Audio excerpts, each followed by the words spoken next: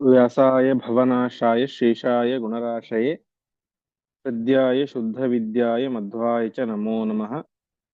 नारायणाय परिपूर्णगुणार्णवाय विश्वोदय स्थितिलयो नियतिप्रदाय ज्ञानप्रदाय विबुधासुरसौख्यदुःखसत्कारणाय वितताय नमो नमस्ते। श्रीगुरुभ्यो नमः। हरिः ओಂ।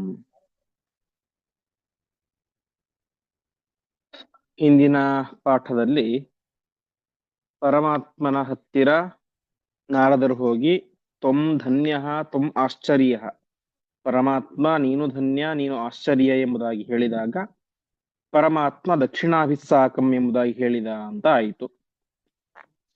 ಆವಾಗ ರಾಜರಿಗೆ ಆಶ್ಚರ್ಯ ಆಗುತ್ತೆ, ಏನಿದು ಧನ್ಯ ಅಂದ್ರೇನು, ಆಶ್ಚರ್ಯ ಅಂದ್ರೇನು, ದಕ್ಷಿಣ ಅಂದ್ರೇನು ಅಂತ ಕೇಳಿದಾಗ ನಾರದರು ಅದರ ವಿಸ್ತಾರವನ್ನ ತಿಳಿಸ್ತಾ ಹೋಗ್ತಾರೆ ಅಂತ ಇಷ್ಟು ಪಾಠ ಆಗಿತ್ತು. ಇಂದು 67ನೇ ಶ್ಲೋಕದಿಂದಾಗಿ ಪ್ರಾರಂಭ. ಕೂರ್ಮೋ ದೃಷ್ಟೋ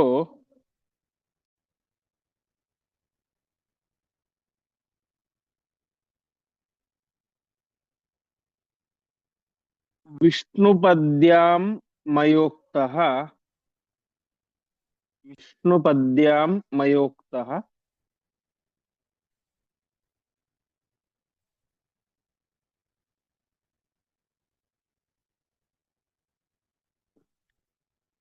ತ್ವಮುತ್ತಮೋ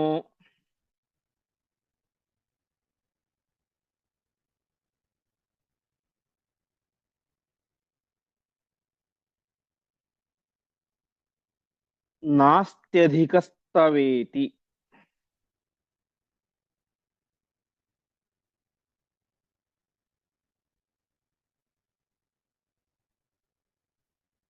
ಊಚೇ ಗಂಗಾಂ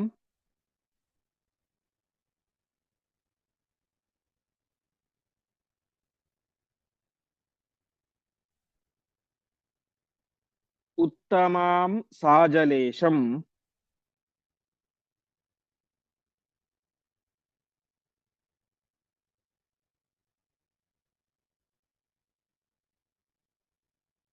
ಉಮಾಂ ಊಚೆ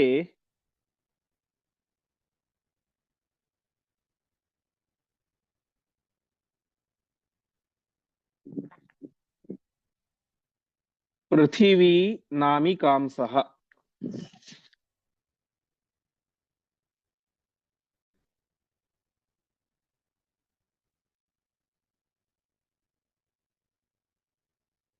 ಪದಚ್ಛೇದ.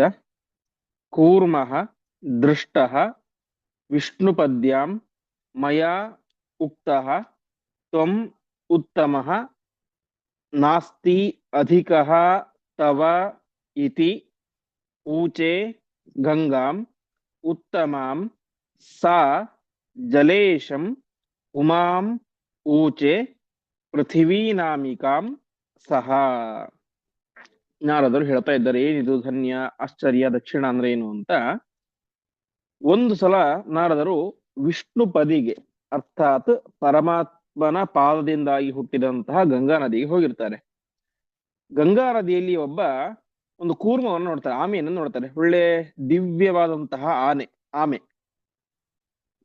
ಆಮೆಯನ್ನು ನೋಡಿ ಇವ್ರಿಗೆ ಅನ್ಸುತ್ತೆ, ಆಮೆಯೇ ತ್ವಂ ಉತ್ತಮ, ನೀನೇ ಉತ್ತಮ, ನೀನೇ ಶ್ರೇಷ್ಠ, ನಾಸ್ತಿ ಅಧಿಕ ತವ, ನಿನಗಿಂತ ಶ್ರೇಷ್ಠ ಮತ್ತೊಬ್ಬ ಇಲ್ಲ, ನೀನೇ ಶ್ರೇಷ್ಠ, ನಿನಗಿಂತ ಇನ್ನೊಬ್ಬ ಉತ್ತಮ ಇಲ್ಲ ಅಂತ ಆಮೆಗೆ ಹೇಳ್ತಾರೆ ಅಂತೆ. ಅಂದ್ರೆ ಇದನ್ನ ನಾರದರೆ ಹೇಳ್ತಾ ಇದ್ರು ಕಥೆಯನ್ನ. ನಾನು ಆ ರೀತಿಯಾಗಿ ಹೇಳಿದೆ, ಆಮೆಗೆ ಹತ್ರ ಹೋಗಿ ನೀನೇ ಶ್ರೇಷ್ಠ, ನಿನಗಿಂತ ಇನ್ನೊಬ್ಬ ಶ್ರೇಷ್ಠ ಇಲ್ಲ ಅಂತ ಹೇಳಿದೆ.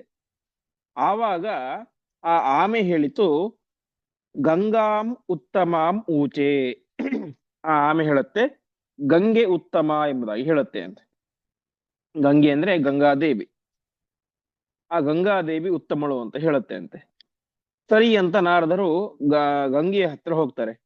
ಗಂಗೆಯ ಹತ್ರ ಹೋಗಿ ಮತ್ತೆ ಅದನ್ನೇ ಹೇಳ್ತಾರೆ, ತ್ವಂ ಧನ್ಯ ತ್ವಂ ಆಶ್ಚರ್ಯ ಅಂತ. ನೀನ್ ಧನ್ಯ, ನೀನು ಆಶ್ಚರ್ಯ, ಅರ್ಥಾತ್ ನೀನೇ ಉತ್ತಮ, ನಿನಗಿಂತ ಉತ್ತಮರು ಮತ್ತೊಬ್ಬರಿಲ್ಲ ಅಂತ ಗಂಗೆಯ ಹತ್ರ ಹೇಳ್ತಾರೆ ಅಂತೆ.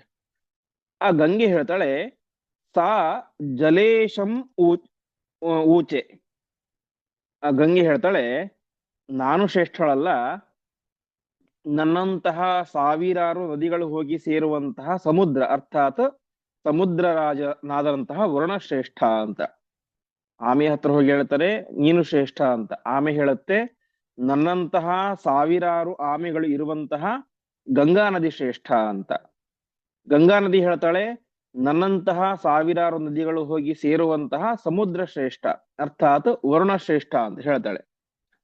ಆವಾಗ ವರುಣನ ಹತ್ರ ಹೋಗಿ ಹೇಳಿದಾಗ ವರುಣ ಹೇಳ್ತಾನೆ ಪೃಥ್ವೀ ನಾಮಿಕಾಂ ಉಮಾಂ, ಪೃಥ್ವಿ ಅಂತ ಹೆಸರಿರುವಂತಹ ಉಮೆ ಪಾರ್ವತಿ ಶ್ರೇಷ್ಠಳು ಅಂತ ಹೇಳ್ತಾಳೆ. ಈ ರೀತಿಯಾಗಿ ಆಮೆ ಗಂಗೆಯನ್ನ ಹೇಳುತ್ತೆ, ಗಂಗೆ ವರುಣನನ್ನ ಹೇಳ್ತಾಳೆ, ವರುಣ ಪಾರ್ವತಿಯನ್ನ ಶ್ರೇಷ್ಠ ಅಂತ ಹೇಳ್ತಾಳೆ ಅಂತ. ಇಲ್ಲಿ ವ್ಯಾಖ್ಯಾನಕಾರರು ಹೇಳುವಂತೆ ಅಲ್ಲಿ ಆಮೆ ಅಂದ್ರೆ ಅದು ಯಾವುದೋ ಸಾಮಾನ್ಯವಾದಂತಹ ಆಮೆ ಅಲ್ಲ, ಎಲ್ಲರ ಕರ್ಮಾಭಿಮಾನಿಯಾದಂತಹ ಪುಷ್ಕರ ಎನ್ನುವಂತಹ ದೇವತೆ. ಪುಷ್ಕರ ಎನ್ನುವಂತಹ ದೇವತೆಯೇ ಅಲ್ಲಿ ಆಮೆಯ ರೂಪದಲ್ಲಿ ಇದ್ದ. ಆ ಆಮೆಗೆ ಈ ನೀನೇ ಉತ್ತಮ ಅಂತ ಹೇಳಿದಾಗ ಅವನು ಗಂಗೆ ಶ್ರೇಷ್ಠ ಅಂತ ಹೇಳಿದ ಅಂತ ತಿಳಿಸ್ತಾ ಇದ್ದಾರೆ. ಹೀಗೆ ಈ ವಾಸ್ತವಿಕವಾಗಿ ಇಲ್ಲಿ ಈ ಪುಷ್ಕರ ಯಾರು ಅಂತಂದ್ರೆ ಅವನು ವರುಣನ ಮಗ. ಹಾಗಾಗಿ ಅವನೇ ಮಾಡಿದ ತನಗಿಂತ ಗಂಗೆ ಶ್ರೇಷ್ಠ ಅಂತ ಹೇಳಿದ, ಗಂಗೆಗಿಂತ ವರುಣ ಶ್ರೇಷ್ಠ ಅಂತ ಗಂಗೆ ಹೇಳ್ತಾಳೆ. ಹೀಗೆ ಆ ಪುಷ್ಕರ ಎನ್ನುವಂತಹ ಕರ್ಮಾಭಿಮಾನಿಯಾದಂತಹ ದೇವತೆ ಅವನು ಆಮೆಯ ರೂಪದಲ್ಲಿ ಇದ್ದ ಎಂಬುದಾಗಿ ತಿಳಿಸ್ತಾ ಇದ್ದಾರೆ.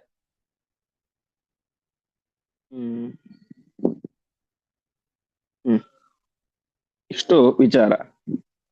ಮುಂದೆ ಯಾ ಮಾದೃಶ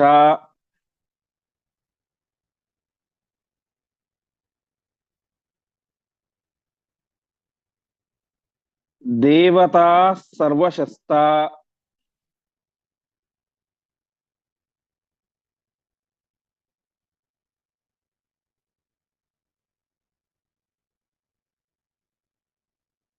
ಧೃತಾಸ್ತಯ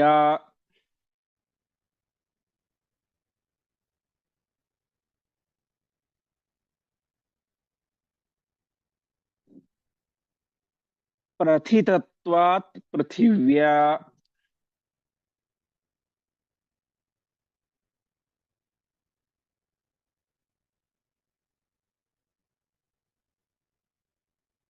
ಶಿವಂ ಶೇಷಂ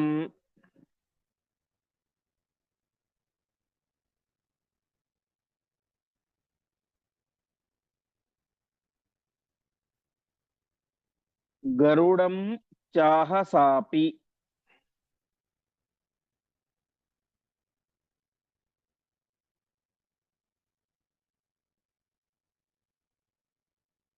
ಪರಾವನಾತ್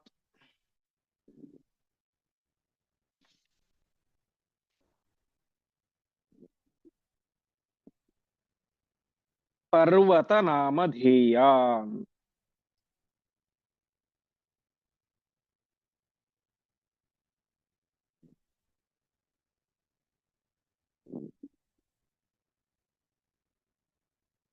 ಪದಚ್ಛೇದ. ಯಾ ಮಾದೃಶಾಃ ದೇವತಾಃ ಸರ್ವಶಃ ತಾಃ ಧೃತಾಃ ತಯಾ ಪ್ರಥಿತತ್ವಾತ್ ಪೃಥಿವ್ಯಾ ಶಿವಂ ಶೇಷಂ ಗರುಡಂ ಚ ಆಹ ಸಾ ಅಪಿ ಪರಾವನಾತ್ ಪರ್ವತ ನಾಮಧೇಯ. ಸರಿ, ನಾರದರು ಮತ್ತೆ ಎಲ್ಲಿ ಹೋದ್ರು? ಉಮೆಯ ಹತ್ತಿರ, ಪಾರ್ವತಿಯ ಹತ್ರ ಹೋದ್ರು. ಆವಾಗ ಆ ಪಾರ್ವತಿ ಹೇಳ್ತಾ ಇದ್ದಾಳೆ, ಇಲ್ಲಿ ಉಮೆಗೆ ಪಾರ್ವತಿಗೆ ಪೃಥಿವೀ ನಾಮಿಕಾ ಅಂತ ವರುಣ ಹೇಳಿದ. ಪೃಥಿವೀ ಅಂತ ಹೆಸರಿರುವಂತಹ ಉಮೆ ಶ್ರೇಷ್ಠ ಅಂತ ಹೇಳಿದ. ಉಮೆಗೆ ಯಾಕೆ ಪೃಥಿವೀ ಅಂತ ಹೆಸರು ಅಂತಂದ್ರೆ ಆಚಾರ್ಯ ಹೇಳ್ತಾ ಇದ್ದಾರೆ, ದೇವತಾಹ ಧೃತಾಹ, ಎಲ್ಲ ದೇವಾನುದೇವತೆಗಳನ್ನು ಕೂಡ, ಅರ್ಥಾತ್ ತನ್ನಗೆ ಕೆಳಗಿರುವಂತಹ ಎಲ್ಲ ದೇವಾನುದೇವತೆಗಳನ್ನು ಕೂಡ ಅವಳು ಧಾರಣೆ ಮಾಡಿದ್ದಾಳೆ, ಅವರಿಗೆ ನಿಯಾಮಕಳಾಗಿದ್ದಾಳೆ. ಹಾಗಾಗಿ ಪೃಥಿವೀ ಅಂತ. ಧೃತಾಹ ಪ್ರತಿತತ್ವ. ಧೃತ ಅಂದ್ರೆ ಹೊತ್ತುಕೊಳ್ಳುವುದು. ಭೂಮಿ ಯಾವುದಕ್ಕೆ ಪ್ರಸಿದ್ಧ? ಹೊತ್ತುಕೊಳ್ಳುವುದಕ್ಕೆ ಪ್ರಸಿದ್ಧ. ಎಲ್ಲರನ್ನು ಕೂಡ, ಎಲ್ಲ ಜೀವನನ್ನು ಕೂಡ ಭೂಮಿ ಹೊತ್ಕೊಂಡಿರುತ್ತೆ. ಹಾಗೆ ಧೃತಾಹ ಪಥಿತತ್ವಾತ್, ತನಗಿಂತ ಕೆಳಗಿರುವಂತಹ ವರುಣಾದಿ ಸಕಲ ದೇವಾನು ದೇವತೆಗಳನ್ನು ಕೂಡ ಪಾರ್ವತೀ ದೇವಿ ಧೃತ ಹೊತ್ತುಕೊಂಡಿದ್ದಾಳೆ ಅಂತ ಪ್ರಥಿತ ಪ್ರಸಿದ್ಧಳಾಗಿದ್ದಾಳೆ. ಹಾಗಾಗಿ ಅವಳಿಗೆ ಪೃಥಿವಿ ಅಂತ ಹೆಸರು. ಹೀಗೆ ಮಾದೃಶಾಹ ದೇವತಾಹ, ನನ್ನಂತಹ ದೇವತೆಗಳನ್ನ ಅವಳು ಹೊತ್ತುಕೊಂಡಿದ್ದಾಳೆ, ಅವರಿಗೆ ನಿಯಾಮಕಳಾಗಿದ್ದಾಳೆ. ಹಾಗಾಗಿ ಅವಳಿಗೆ ಪೃಥಿವಿ ಅಂತ ಹೆಸರು. ಅಂತಹ ಪೃಥಿವಿ ನಾಮಕಳಾದಂತಹ ಉಮಾದೇವಿ ನನಗಿಂತ ಶ್ರೇಷ್ಠ ಅಂತ ವರುಣ ಹೇಳಿದ. ಆ ಉಮೆಯ ಹತ್ತಿರ ಹೋದಾಗ ಅವಳು ಹೇಳ್ತಾ ಇದ್ದಾಳೆ, ಪರ್ವತ ನಾಮಧೇಯಾನ್, ಪರ್ವತ ಶ್ರೇಷ್ಠ ಅಂತ ಹೇಳ್ತಾಳೆ. ಅಂದ್ರೆ ವಾಸ್ತವಿಕವಾಗಿ ಹರಿವಂಶದಲ್ಲಿ ಈ ವಿಚಾರ ಬರುತ್ತೆ. ಹರಿವಂಶದಲ್ಲಿ ಈ ವಿಚಾರ ತುಂಬಾ ರಹಸ್ಯ ಅಂತ ಅನ್ಸುತ್ತೆ. ಅಂದ್ರೆ ಮೇಲ್ನೋಟದ ಅರ್ಥ ಏನು, ಆಮೆ ಹತ್ರ ಹೋದ, ಆಮೆ ಶ್ರೇಷ್ಠ ಅಂತ ಹೇಳಿದ, ಆಮೆ ಹೇಳಿತು ಗಂಗೆ ಶ್ರೇಷ್ಠ ಅಂತ, ಗಂಗೆ ಹೇಳಿತು ಗಂಗೆ ಹೇಳಿದಳು ಸಮುದ್ರ ಶ್ರೇಷ್ಠ ಅಂತ, ಸಮುದ್ರ ಹೇಳಿತು ಪೃಥ್ವಿ ಶ್ರೇಷ್ಠ ಅಂತ, ಪೃಥ್ವಿ ಹೇಳಿತು ಪರ್ವತ ಶ್ರೇಷ್ಠ ಅಂತ. ಇಷ್ಟು ನಮಗೆ ಮೇಲ್ನೋಟಕ್ಕೆ ಅರ್ಥ ಆಗುತ್ತೆ. ಆದರೆ ಆಚಾರ್ಯರು ಅದರ ಅಂತರಂಗದ ಅರ್ಥವನ್ನು ತಿಳಿಸ್ತಾ ಇದ್ದಾರೆ. ಆಮೆ ಅಂದ್ರೆ ಬರೀ ಆಮೆ ಅಲ್ಲ, ತತ್ವಾಭಿಮಾನಿ ದೇವತೆಗಳಲ್ಲಿ ಕೆಳಗಿರುವಂತಹ ಪುಷ್ಕರ ಎನ್ನುವಂತಹ ದೇವತೆ. ಗಂಗೆ ಅಂದ್ರೆ ಜಡವಾದಂತಹ ನೀರಲ್ಲ, ಅಭಿಮಾನಿಯಾದಂತಹ ಗಂಗಾದೇವಿ. ಸಮುದ್ರ ಅಂದ್ರೆ ಬರೀ ಸಮುದ್ರ ಅಲ್ಲ, ಅದರ ಅಭಿಮಾನಿಯಾದಂತಹ ವರುಣ ದೇವರು. ಪೃಥ್ವಿ ಅಂದ್ರೆ ಜಡವಾದಂತಹ ಪೃಥ್ವಿ ಅಲ್ಲ, ಭೂಮಿ ಅಲ್ಲ, ಅಥವಾ ಭೂದೇವಿಯೂ ಅಲ್ಲ. ಪೃಥ್ವಿ ಅಂದ್ರೆ ಪೃಥ್ವಿ ಅಂತ ಪ್ರಸಿದ್ಧಳಾದಂತಹ ಉಮಾದೇವಿ. ಅವಳು ಹೇಳ್ತಾಳೆ, ನಾನಲ್ಲ, ಪರ್ವತಗಳು ಶ್ರೇಷ್ಠ ಅಂತ.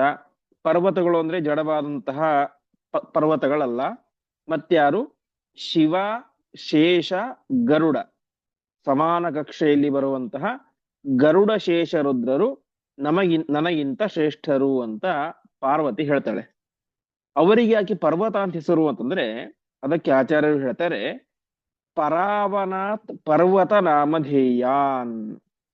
ಪರರನ್ನ, ಬೇರೆಯವರನ್ನ, ತನಗಿಂತ ಕೆಳಗಿರುವಂತಹ ದೇವತೆಗಳನ್ನ ರಕ್ಷಣೆ ಮಾಡ್ತಾರೆ. ಅವನ ಅಂದ್ರೆ ರಕ್ಷಣೆ, ಪರ ಅವನ, ಬೇರೆಯವರನ್ನು ರಕ್ಷಣೆ ಮಾಡ್ತಾರೆ. ಹಾಗಾಗಿ ಅವರಿಗೆ ಪರ್ವತ ಅಂತ ಹೆಸರು ಅಂತೆ. ಪರಾವನಾತ್ ಪರ್ವತ ನಾಮಧೇಯಾನ್, ತನ್ನನ್ನು ಸೇರಿದಂತೆ ಪರರನ್ನ, ಬೇರೆಯವರನ್ನು ರಕ್ಷಣೆ ಮಾಡ್ತಾರೆ. ಹಾಗಾಗಿ ಅವರಿಗೆ ಪರ್ವತ ಪರ್ವತ ಅಂತ ಹೆಸರು. ಹಾಗಾಗಿ ಪಾರ್ವತಿ ದೇವಿ ಹೇಳ್ತಾ ಇದ್ದಾಳೆ, ನನಗಿಂತ ಪರ್ವತ ಶ್ರೇಷ್ಠ, ಅರ್ಥಾತ್ ಗರುಡ ಶೇಷ ರುದ್ರರು ಶ್ರೇಷ್ಠರಾಗಿದ್ದಾರೆ ಎಂಬುದಾಗಿ ಪಾರ್ವತಿ ದೇವಿ ನಾರದರಿಗೆ ಹೇಳಿದಳು. ಮುಂದೆ ತೈರೇವಾಹಂ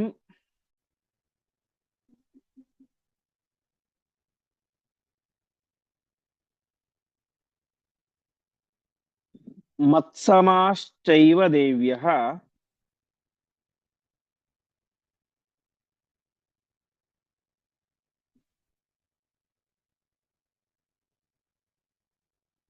ಧ್ರಿಯಂತ ಇತ್ತೇವ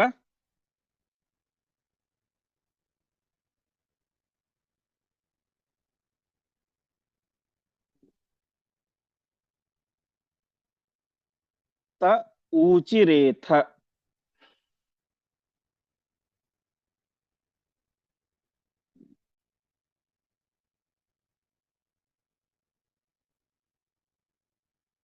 ಬ್ರಹ್ಮಾಣಮೇವ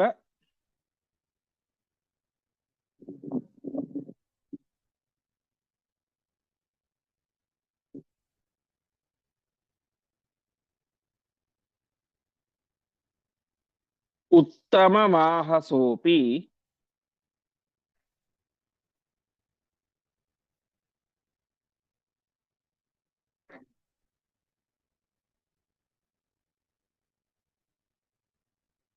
ವೇದಾತ್ಮಿಕಾಂ ಪ್ರಕೃತಿಂ.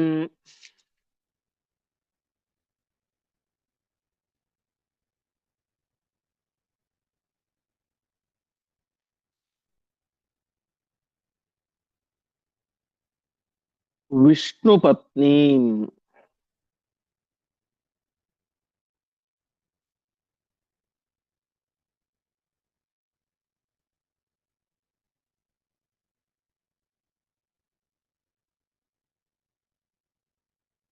ವಿಷ್ಣು ಪತ್ನಿ. ಹೀಗೆ ಪದಚ್ಛೇದ. ತೈಹಿ ಏವ ಅಹಂ ಮತ್ಸಮಾಹ ಚ ಏವ ದೇವ್ಯಃ ಧ್ರಿಯಂತೆ ಇತಿ ಏವ ते ऊचिरे अथ ब्रह्माणम् एव उत्तमम् आह सह अपि वेदात्मिकां प्रकृतिं विष्णुपत्नीम्. ಮತ್ತೆ ಪಾರ್ವತಿ ದೇವಿ ಹೇಳ್ತಾ ಇದ್ದಾಳೆ, ತೈಹಿ ಏವ ಅವರೇನೆ, ಅರ್ಥಾತ್ ಗರುಡಶೇಷ ರುದ್ರರೇನೆ, ಮತ್ಸಮಾಹ ದೇವ್ಯ ನನಗೆ ಸಮಾನರಾದಂತಹ ದೇವಿಯರು, ಅರ್ಥಾತ್ ಸೌಪರ್ಣಿ ಮತ್ತು ವಾರುಣಿ, ಗರುಡ ಮತ್ತು ಶೇಷರ ಪತ್ನಿಯರು. ಹೀಗೆ ಪಾರ್ವತಿ, ಸೌಪರ್ಣಿ, ವಾರುಣಿ ಈ ಮೂವರನ್ನು ಕೂಡ ಈ ಮೂವರು ಗರುಡ, ಶೇಷ, ರುದ್ರ ಇವರೇನ್ ಮಾಡ್ತಾರೆ, ಧ್ರಿಯಂತೆ ಕಾಪಾಡ್ತಾರೆ. ಹಾಗಾಗಿ ನಮಗಿಂತ ಅವರು ಶ್ರೇಷ್ಠರು, ಪರ್ವತ ಅಂತ ಕರೆಸಿಕೊಳ್ಳುವಂತಹ ಗರುಡ ಶೇಷರು ಶ್ರೇಷ್ಠರು ಎಂಬುದಾಗಿ, ಗರುಡ ಶೇಷರುದ್ರರು ಶ್ರೇಷ್ಠರು ಆಗಿ ಪಾರ್ವತಿ ದೇವಿ ನಾರದರಿಗೆ ಹೇಳಿದಳು. ಸರಿ ಅಂತ ಯಾವ ನಾರದರು ಮತ್ತೆ ಗರುಡ ಶೇಷ ರುದ್ರರ ಹತ್ತಿರ ಹೋಗ್ತಾರೆ. ಅವರು ಹೇಳ್ತಾರೆ, ಬ್ರಹ್ಮಾಣಮೇವ ಉತ್ತಮಮಾಹ ಸೋಪಿ.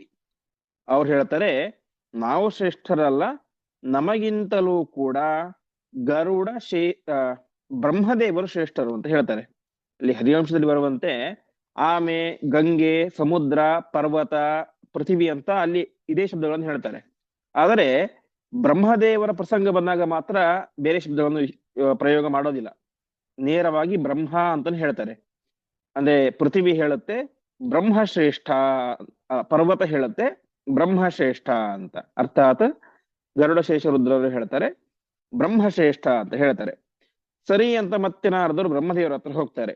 ಬ್ರಹ್ಮದೇವರು ಹೇಳ್ತಾರೆ, ವೇದಾತ್ಮಿಕಾಂ ಪ್ರಕೃತಿಂ ವಿಷ್ಣು ಪತ್ನೀಂ. ನಾನು ಶ್ರೇಷ್ಠ ಅಲ್ಲ, ವೇದಾಭಿಮಾನಿನಿಯಾದಂತಹ, ಸಮಗ್ರ ವೇದಗಳಿಗೆ ಅಭಿಮಾನಿಯಾದಂತಹ ವಿಷ್ಣು ಪತ್ನಿಯಾದಂತಹ ಲಕ್ಷ್ಮೀದೇವಿ ಶ್ರೇಷ್ಠಳು ಅಂತ.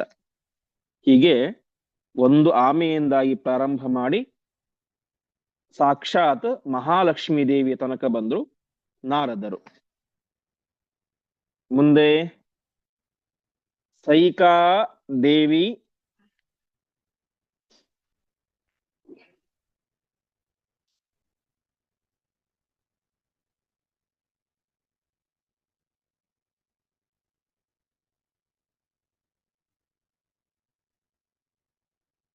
ಬಹುರೂಪ ಬಭಾಷೆ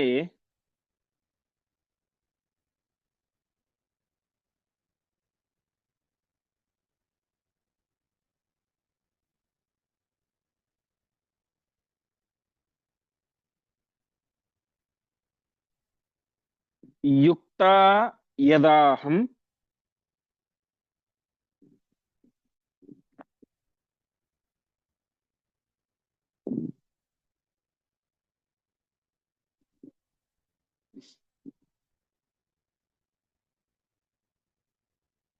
ಜ್ಞೇನ ನಾರಾಯಣೇನ.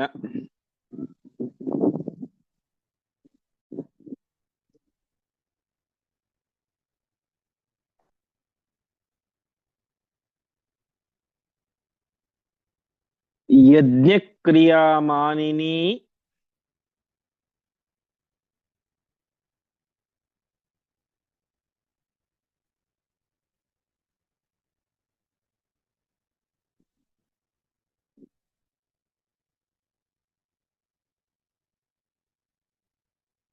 ಯಜ್ಞನಾಮ್ನಿ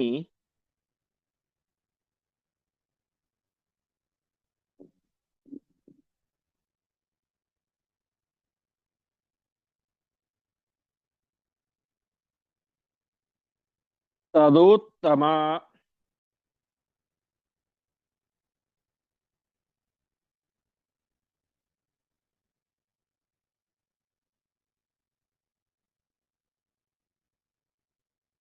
ತತ್ ಪ್ರವೇಶಾತ್ ತದಾಖ್ಯ.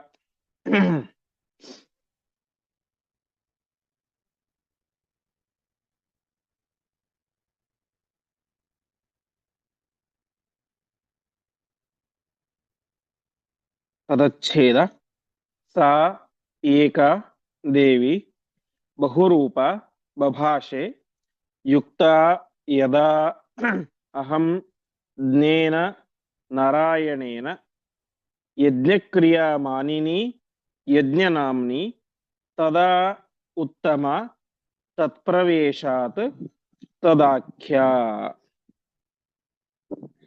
ಇಲ್ಲಿ ಲಕ್ಷ್ಮೀದೇವಿ ಒಂದು ಮಾತನ್ನ ಹೇಳ್ತಾ ಇದ್ದಾಳೆ. ಪ್ರಾರಂಭದಲ್ಲಿ ಆಚಾರ್ಯರು ಒಂದೇ ನಿರ್ಣಯವನ್ನು ಕೊಟ್ಬಿಡ್ತಾರೆ, ಲಕ್ಷ್ಮೀದೇವಿ ಒಬ್ಬಳೆ, ಏಕಾದೇವಿ. ಆದರೂ ಕೂಡ ಬಹುರೂಪ, ಲಕ್ಷ್ಮೀದೇವಿಗೆ ಅನೇಕ ರೂಪಗಳು. ಅಂತಹ ಒಬ್ಬಳೇ ಆಗಿದ್ದರೂ ಕೂಡ ಅನೇಕ ರೂಪಗಳಿರುವಂತಹ ಆ ಲಕ್ಷ್ಮೀದೇವಿ ಹೇಳ್ತಾ ಇದ್ದಾಳೆ, ನಾನು ಶ್ರೇಷ್ಠಳಲ್ಲ, ಯಜ್ಞ ಶ್ರೇಷ್ಠ ಅಂತ. ಅಂದ್ರೆ ಹರಿವಂಶದಲ್ಲಿ ಬರೋದಿಷ್ಟು, ಬ್ರಹ್ಮದೇವರ ಹತ್ರ ಹೋಗ್ತಾರೆ. ಬ್ರಹ್ಮದೇವರು ಹೇಳ್ತಾರೆ ನಾನು ಶ್ರೇಷ್ಠ ಅಲ್ಲ, ವೇದ ಶ್ರೇಷ್ಠ ಅಂತ. ವೇದ ಹೇಳುತ್ತೆ ಯಜ್ಞ ಶ್ರೇಷ್ಠ ಅಂತ. ಅದರ ಅಂತರ ಏನು ಅಂದ್ರೆ, ಬ್ರಹ್ಮದೇವರು ಹೇಳೋದು ವೇದಾಭಿಮಾನಿನಿಯಾದಂತಹ ಲಕ್ಷ್ಮೀದೇವಿ ಶ್ರೇಷ್ಠ ಅಂತ. ಆದರೆ ಅನೇಕ ರೂಪಗಳಿರುವಂತಹ, ಅರ್ಥಾತ್ ವೇದಾಭಿಮಾನಿನಿಯಾದಂತಹ ಲಕ್ಷ್ಮೀದೇವಿಯು ಒಬ್ಬಳೆ, ಯಜ್ಞಾಭಿಮಾನಿನಿಯಾದಂತಹ ಲಕ್ಷ್ಮೀದೇವಿ ಒಬ್ಬಳೆ, ಅರ್ಥಾತ್ ಮೂಲತಃ ಒಬ್ಬಳೆ, ರೂಪಗಳು ಬೇರೆ ಬೇರೆ ಅಂತ. ಹಾಗೆ ಆ ವೇದಾಭಿಮಾನಿನಿಯಾದಂತಹ ಲಕ್ಷ್ಮೀದೇವಿ ಹೇಳ್ತಾ ಇದ್ದಾಳೆ, ನನಗಿಂತಲೂ ಕೂಡ, ಅರ್ಥಾತ್ ನಾನು ವೇದಾಭಿಮಾನಿ ಆಗಿರುವಂತ ಸಂದರ್ಭಕ್ಕಿಂತಲೂ ಕೂಡ ಯದಾ ಅಹಂ ಜ್ಞೇನ ನಾರಾಯಣೇನ, ನಾನು ಯಾವಾಗ ಜ್ಞ ಅಂತ ಹೆಸರಿರುವಂತಹ, ಜ್ಞ ನಾಮಕನಾದಂತಹ ನಾರಾಯಣನೊಂದಿಗೆ ಇದ್ದುಕೊಂಡು ಯಜ್ಞ ಕ್ರಿಯಾಮಾನಿನಿ, ಯಜ್ಞ ಎನ್ನುವಂತಹ ಕ್ರಿಯೆಗೆ ಅಭಿಮಾನಿಯಾಗಿ ಇರ್ತೇನೋ ಆವಾಗ ನಾನು ಶ್ರೇಷ್ಠಳು ಅಂತ. ಅಷ್ಟು ಮಾತ್ರ ಅಲ್ಲ, ನಾನು ಏನಾಗಿದ್ದೇನೆ, ತತ್ ಪ್ರವೇಶಾತ್, ಯಜ್ಞಕ್ರಿಯೆಗೆ ನಾನು ಅಭಿಮಾನಿಯಾಗಿದ್ದೇನೆ ಮತ್ತು ಅದರಲ್ಲಿ ಅಂತರ್ಗತಳಾಗಿದ್ದೇನೆ. ಹಾಗಾಗಿ ನನಗೆ ಯಜ್ಞ ಎಂಬುದಾಗಿ ಹೆಸರು ಅಂತ ಹೇಳ್ತಾಳೆ. ಒಟ್ಟು ತಾತ್ಪರ್ಯ ಇಷ್ಟು, ವೇದಾಭಿಮಾನಿನಿಯಾದಂತಹ ಲಕ್ಷ್ಮೀದೇವಿಯ ರೂಪಕ್ಕಿಂತಲೂ ಕೂಡ ಯಜ್ಞಾಭಿಮಾನಿನಿಯಾದಂತಹ ಲಕ್ಷ್ಮೀದೇವಿ ರೂಪ ಶ್ರೇಷ್ಠ ಅಂತ ಲಕ್ಷ್ಮೀದೇವಿ ಹೇಳ್ತಾ ಇದ್ದಾಳೆ. ಇದರ ಅಂತರಂಗದ ಅರ್ಥ ಏನು ಅಂತಂದ್ರೆ, ವೇದ ಶ್ರೇಷ್ಠ, ಆದರೆ ವೇದದ ಫಲ ನಮಗೆ ಸಿಗೋದು ಯಾವಾಗ, ಯಜ್ಞಯಾಗಾದಿಗಳಲ್ಲಿ ವೇದ ಮಂತ್ರಗಳನ್ನ ಉಚ್ಚಾರಣೆಯನ್ನು ಮಾಡಿ ಆಹುತಿಯನ್ನು ಹಾಕಿದಾಗ ಅದರ ಪೂರ್ಣವಾದಂತಹ ಸಾಫಲ್ಯ ಎಂಬುದು ಸಿಗುತ್ತೆ. ಹಾಗಾಗಿ ವೇದಗಳು ಶ್ರೇಷ್ಠ.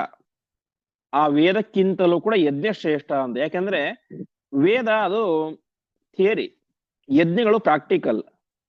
ಹಾಗಾಗಿ ಆ ವೇದ ಮಂತ್ರಗಳನ್ನ ಬಳಸಿಕೊಂಡು ಮಾಡುವಂತಹ ಯಜ್ಞ ಎಂಬುದು ಶ್ರೇಷ್ಠ ಎಂಬುದಾಗಿ ತಿಳಿಸ್ತಾ ಇದ್ದಾರೆ. ಹೀಗೆ ಲಕ್ಷ್ಮೀದೇವಿ ಹೇಳ್ತಾ ಇದ್ದಾಳೆ, ನಾನು ವೇದಾಭಿಮಾನಿನಿ ಆಗಿದ್ದಾಗಿಂತಲೂ ಕೂಡ ಯಜ್ಞಾಭಿಮಾನಿನಿ ಆದಾಗ ನನಗೆ ಶ್ರೇಷ್ಠತೆ ಜಾಸ್ತಿ ಅಂತ. ಯಾಕೆ ಅಂತಂದ್ರೆ ನನ್ನ ಜೊತೆಗೆ ಪರಮಾತ್ಮ ಅಲ್ಲಿ ಜ್ಞ ಎನ್ನುವಂತ ರೂಪದಿಂದಾಗಿ ಪರಮಾತ್ಮ ಜೊತೆಗೆ ನಾನು ಇರ್ತೇನೆ. ಹಾಗಾಗಿ ವೇದಾಭಿಮಾನಿ ಆಗಿದ್ದಾಗಿಂತಲೂ ಕೂಡ ನಾನು ಯಜ್ಞಾಭಿಮಾನಿನಿ ಆದಾಗ ಶ್ರೇಷ್ಠ ಅಂತ. ಈ ರೀತಿಯಾಗಿ ಲಕ್ಷ್ಮೀದೇವಿ ಹೇಳ್ತಾ ಇದ್ದಾಳೆ. ವೇದದ ಫಲವಾದಂತಹ ಯಜ್ಞಕ್ಕೆ ಹೆಚ್ಚು ಒಂದು ಗರಿಮೆ ಎಂಬುದು ಇರುತ್ತೆ. ಹಾಗಾಗಿ ಅಂತಹ ಯಜ್ಞಾಭಿಮಾನಿನಿಯಾದಂತಹ ನಾನು ಹೆಚ್ಚು ಶ್ರೇಷ್ಠ ಅಂತ. ಒಟ್ಟು ತಾತ್ಪರ್ಯ ಎಷ್ಟು, ಯಜ್ಞಾಭಿಮಾನಿಯಾದಂತಹ ರೂಪ ಶ್ರೇಷ್ಠ, ವೇದಾಭಿಮಾನಿಯಾದ ರೂಪ ಕಡಿಮೆ ಅಂತ ಅದರಲ್ಲಿ ಭೇದವನ್ನು ಚಿಂತನೆ ಮಾಡಬಾರದು. ಅದು ವಿಶೇಷ ಅಂತ ಅಷ್ಟೇ. ಅಂದ್ರೆ ಯಜ್ಞಾಭಿಮಾನಿನಿ ಆದಾಗ ಅದರಲ್ಲಿ ಇನ್ನೂ ವಿಶೇಷವಾದಂತಹ ಪ್ರೀತಿಯನ್ನ ಪರಮಾತ್ಮ ಲಕ್ಷ್ಮೀದೇವಿಯಲ್ಲಿ ತೋರಿಸ್ತಾನೆ. ಹಾಗಾಗಿ ಆ ರೂಪ ಶ್ರೇಷ್ಠ ಅಂತ ಅಷ್ಟೇ ತಾತ್ಪರ್ಯ. ಇದರಲ್ಲಿ ಇನ್ನೂ ಪ್ರಧಾನವಾದ ಅರ್ಥ ಅಂದ್ರೆ ವೇದಕ್ಕಿಂತಲೂ ಕೂಡ ಯಜ್ಞ ಶ್ರೇಷ್ಠ ಅಂತ. ಯಾಕಂದ್ರೆ ಒಂದು ಅರ್ಥ, ವೇದ ಇಲ್ಲದೇನೆ ಯಜ್ಞವನ್ನು ಮಾಡ್ಲಿಕ್ಕೆ ಬರೋದಿಲ್ಲ. ವೇದದ ಅತ್ಯಂತ ಅವಶ್ಯಕತೆ ಯಜ್ಞದಲ್ಲಿ ಇದ್ದೇ ಇದೆ. ಹಾಗಾಗಿ ಆ ವೇದಗಳನ್ನ ಬಳಸಿಕೊಂಡು ಯಜ್ಞ ಮಾಡಿದಾಗ ಅದರಿಂದ ಇನ್ನಷ್ಟು ಫಲ ಬರುತ್ತೆ. ಹಾಗಾಗಿ ಯಜ್ಞ ಶ್ರೇಷ್ಠ ಅಂತ ಇಲ್ಲಿ ತಾತ್ಪರ್ಯ. ಮತ್ತು ಆ ಯಜ್ಞಕ್ಕೆ ಅಭಿಮಾನಿನಿಯಾದಂತಹ ಯಜ್ಞ ಅಂತ ಹೆಸರಿರುವಂತಹ ಲಕ್ಷ್ಮೀ ದೇವಿಯು ಕೂಡ ಶ್ರೇಷ್ಠ ಅಂತ ಸ್ವತಃ ಲಕ್ಷ್ಮೀ ದೇವಿನೇ ಹೇಳ್ತಾಳೆ. ವೇದಾಭಿಮಾನಿನಿಯಾದಂತಹ ಲಕ್ಷ್ಮೀ ದೇವಿ ಹೇಳ್ತಾ ಇದ್ದಾಳೆ, ಯಜ್ಞಾಭಿಮಾನಿನಿಯಾದಂತಹ ನನ್ನ ರೂಪ ಶ್ರೇಷ್ಠ ಅಂತ. ಮುಂದೆ ವಿಷ್ಣುವಿಷ್ಟ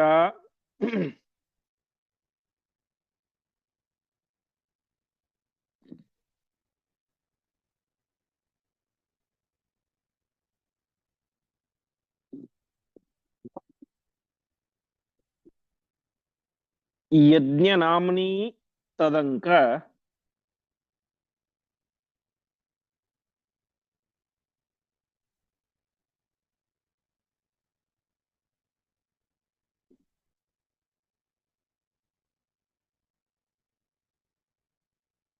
ಹಿತಾ ಸೋಚೆ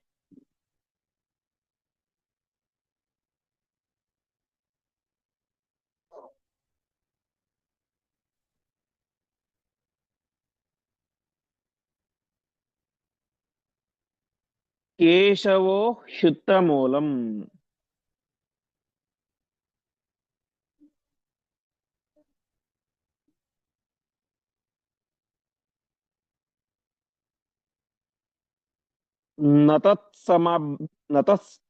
ನತತ್ಸಮಶ್ಚಾಭ್ಯಧಿಕಃ ನತತ್ಸಮಶ್ಚ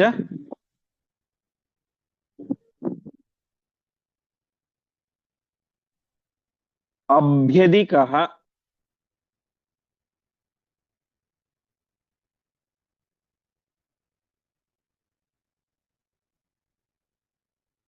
ಕುತಃ ಸ್ಯಾತ್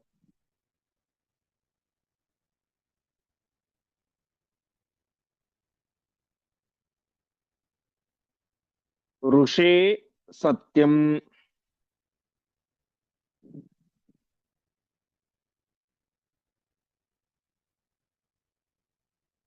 ನಾನ್ಯಥೇತಿ ಸ್ಮ ಭೂಯಃ.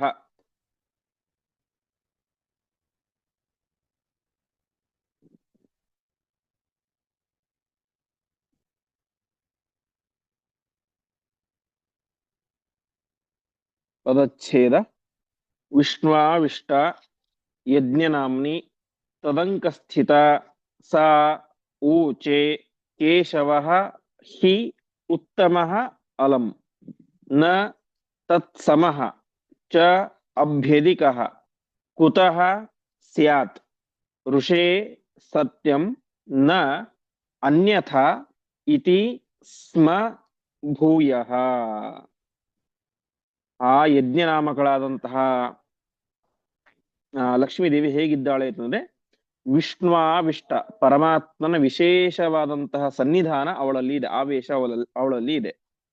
ಅಷ್ಟು ಮಾತ್ರ ಅಲ್ಲ, ತದಂಕಸ್ಥಿತ ಯಾವಾಗಲೂ ಕೂಡ ಪರಮಾತ್ಮನ ತೊಡೆಯ ಮೇಲೆ ಕೂತಿರ್ತಾಳೆ. ಅಂತಹ ಪರಮಾತ್ಮನ ಅಂಕಸ್ಥಿತಳಾದಂತಹ ಪರಮಾತ್ಮನ ಆವೇಶದಿಂದ ಕೂಡಿರುವಂತಹ ಆ ಯಜ್ಞನಾಮನಿ ಯಜ್ಞನಾಮಕಳಾದಂತಹ ಲಕ್ಷ್ಮೀದೇವಿ ಹೇಳಿತಾ ಇದೆ. ಅಂದ್ರೆ ಹಿಂದೆ ವೇದಾಭಿಮಾನಿಯಾದಂತಹ ಲಕ್ಷ್ಮೀದೇವಿ ಹೇಳಿದಳು, ಯಜ್ಞಾಭಿಮಾನಿಯಾದಂತಹ ಲಕ್ಷ್ಮೀ ಶ್ರೇಷ್ಠ ಅಂತ.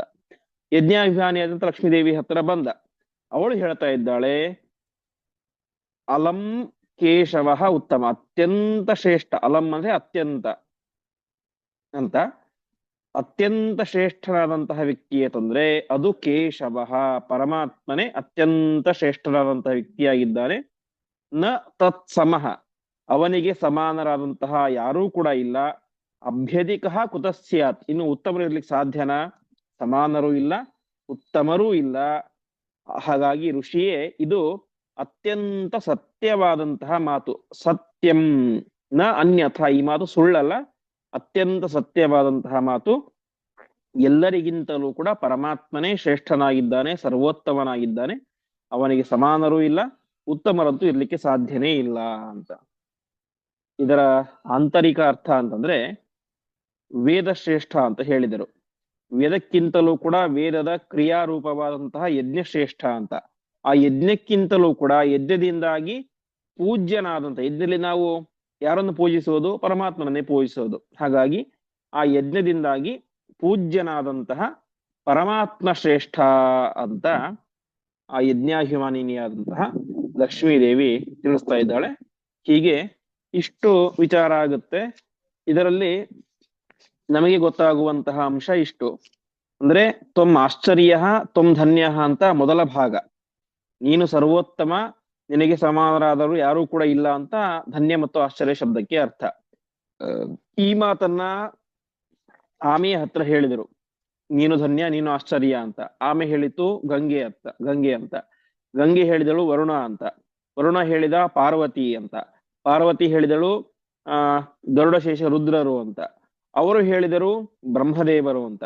ಬ್ರಹ್ಮದೇವರು ಹೇಳ್ತಾ ಇದ್ದಾರೆ ವೇದಾಭಿಮಾನಿಯಾದಂತಹ ಲಕ್ಷ್ಮಿ ಅಂತ. ಅವಳು ಹೇಳಿದಳು ಯಜ್ಞಾಭಿಮಾನಿನಿಯಾದಂತಹ ಲಕ್ಷ್ಮಿ ಅಂತ. ಯಜ್ಞಾಭಿಮಾನಿ ಲಕ್ಷ್ಮಿ ಹೇಳಿದಳು ಕೇಶವ ಅಲಂ ಅಧಿಕ, ಪರಮಾತ್ಮನೇ ಅತ್ಯಂತ ಶ್ರೇಷ್ಠನಾದಂತಹ ವ್ಯಕ್ತಿ ಅಂತ. ಹೀಗೆ ಒಟ್ಟಿನಲ್ಲಿ ಆ ಧನ್ಯ ಮತ್ತು ಆಶ್ಚರ್ಯ ಎನ್ನುವಂತಹ ಶಬ್ದಗಳು ಕೊನೆಗೆ ಎಲ್ಲಿ ಪರ್ಯವಸಾನ ಆಯಿತು? ಪರಮಾತ್ಮನಲ್ಲಿ ಪರ್ಯವಸಾನ ಆಯಿತು. ಇಷ್ಟು ಆಯಿತು. ಮತ್ತೆ ಈ ಮಾತನ್ನ ನಾರದರು ಹೋಗಿ ಪರಮಾತ್ಮನ ಹತ್ತಿರ ಹೇಳ್ತಾರೆ. ಆವಾಗ ಪರಮಾತ್ಮ ಅದಕ್ಕೆ ಯಾವ ರೀತಿಯಾದಂತಹ ಉತ್ತರವನ್ನು ಕೊಟ್ಟ ಅಂತ ಮತ್ತೆ ನಾವು ಮುಂದಿನ ಪಾಠ, ನಾಳೆ ನಾಡಿದ್ದು ಶನಿವಾರ ಭಾನುವಾರ ಪಾಠ ಇರೋದಿಲ್ಲ, ಸೋಮವಾರದಿಂದ ಪಾಠ ಮುಂದುವರಿಯುತ್ತೆ. ಅಲ್ಲಿ ದಿನ ನಾವು ಈ ಪಾಠದ ಚಿಂತನೆಯನ್ನು ಮಾಡೋಣ ಎಂಬುದಾಗಿ ಹೇಳ್ತಾ ಇಂದಿನ ಪಾಠವನ್ನ ಶ್ರೀಕೃಷ್ಣಾರ್ಪಣಮಸ್ತು.